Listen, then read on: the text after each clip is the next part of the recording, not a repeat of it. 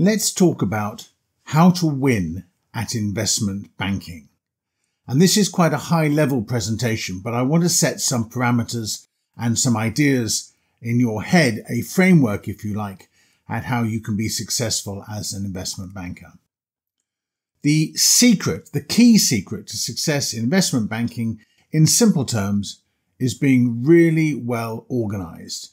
You've got to get yourself, your team, and everything lined up in the same direction in order to make sure everybody knows what everybody else is doing. But you can summarize the approach, as I have here, in 3 words: preparation, penetration, and persistence, probably the most important of which is preparation. Let's take a look at preparation first then. You need to have clear goals and objectives, and whilst you may set these, in reality these will be set for you. Your boss, the head of your group, whichever part of the firm you're in, will be giving you your targets for the year. And they will normally be expressed in terms of a revenue target you have to create for the organisation.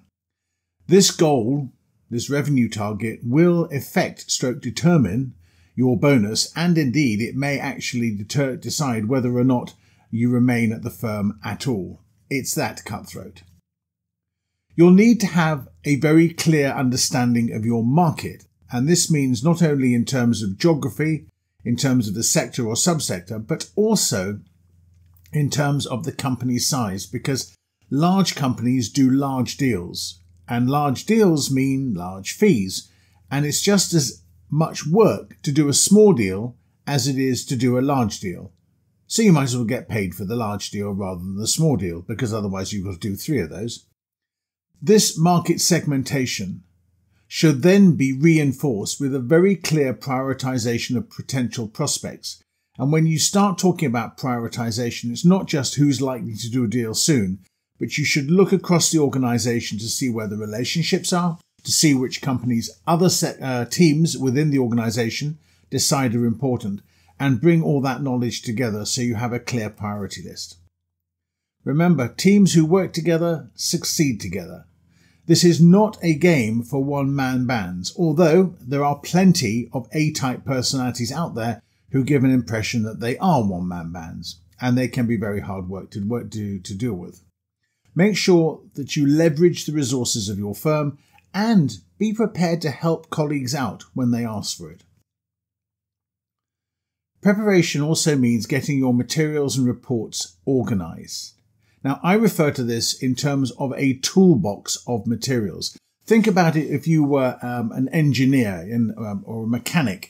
You'd have your toolbox and you'd have tools in your toolbox for each of the different tasks you're expected to carry out. Well, the marketing materials and the materials in your toolbox are exactly this. So you really want a set of standard documents, set of standard marketing materials that can be updated and focused for each meeting. And ideally, they should be 80% standardized, and it's only the most up-to-date information perhaps about the company, its share price, any recent events that you need to add to a presentation in order to make it usable in your next meeting. This will make you far more efficient, effective. It'll make life much easier for your analysts and associates, and it'll multiply your potential reach to potential customers. Company profiles, if you're in the M&A business, are critical. You never know when a client's going to come up with a company name and expect you to know about it or discuss it. Now, going back a few years, I used to carry a filofax of several hundred company profiles in my sector, organized by geography and in alphabetical order by geography. So if somebody mentioned a French company, I could look it up very quickly, presuming it was one of the major companies in the sector, because I had coverage on all of them. And those profiles came out of the toolbox companies. I just made sure I had a copy of them. And every time they got updated, I just make sure I update it, print out another filofax size profile and pop it in my filofax. Very simple. This meant that I was always, or would always appear to be completely in command of what was going on in the sector, and I knew who was doing what to whom. Today, of course, you can do this on your smartphone, I'm sure, very much more easily, but maybe I'm just a bit old-fashioned. Your marketing materials should also include standard pitch documents. These should explain your capabilities. They should cover a buy-side scenario, a sell-side scenario, whether you may be perhaps pitching to raise capital for somebody or indeed sell their company. So when you create these presentations, you should make sure that they're added to the toolbox and they're available for other people to use. It means if you're going to go and pitch, let's say, a buy-side, you start with a standard set of documents and then you tailor that document. Again, much faster, much more efficient. It also gives the overall impression of having a unified standard across the materials of the firm, which leaves a very strong impression with potential customers. Now, marketing is useless without reporting, so you will need marketing reports to ensure that the results of your marketing are shared around the firm. Now, we had a monthly marketing report, which I will talk about. We also had a forthcoming meetings report, which was, if you like, the precursor to the monthly marketing report, which reported on the meetings you'd actually had. There was also a meeting report, so a call report, but for in-person meetings that you had to submit and file and distribute round. And then if you did telephone calls and you were expected to make plenty of telephone calls, then you should have produced at least, even if it was very short, a call report so that you could log the fact that you'd had contact, who you'd had contact with and what was discussed and any useful information that came out of the call. These are really, really important. It's an intelligence gathering game and it's an intelligence dissemination game.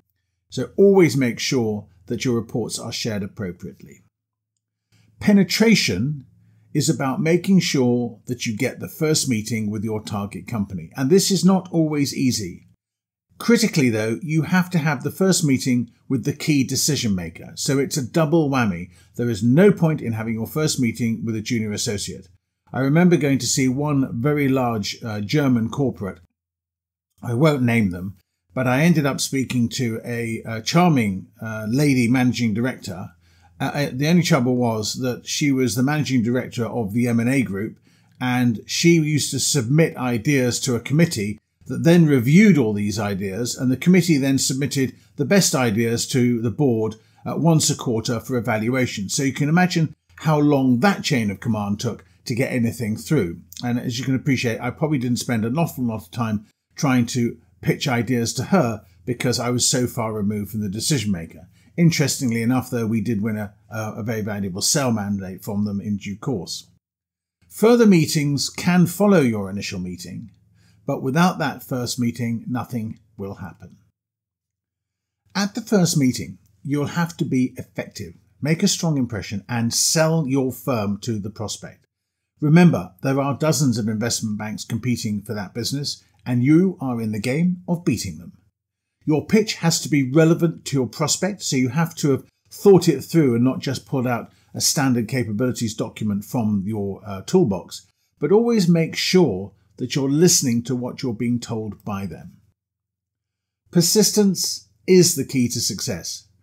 Beyond the first meeting, you have to keep that contact fresh without being annoying. They do not want to hear from you every day, believe it or not. But find reasons to speak to them, maybe comment on some deal that's happened in the sector, and make sure that you leverage your firm's research to keep you and your firm front of mind with your prospect. Whilst persistence pays, you must also be disciplined in making sure that you properly qualify your prospects. Remember, you're looking for firms seeking to do a deal in the next 9 months because everybody else qualifies as next year's revenue and bonus, not this year, and that means they're not going to be of any real use to you. Keep them fresh, keep the contact there, but if they're not going to do a deal this year, then you need to focus on the people who are. Remember, you are in the sales business. You are selling yourself, you are selling your firm, and you're selling ideas and services to help your clients be more successful. That's what it means to win at investment banking. So I hope you found the framework, this 3 Ps framework, useful as something that you can, if you like, build on to try to make sure that your investment banking efforts, your hard work becomes more effective, and I very much hope becomes more successful.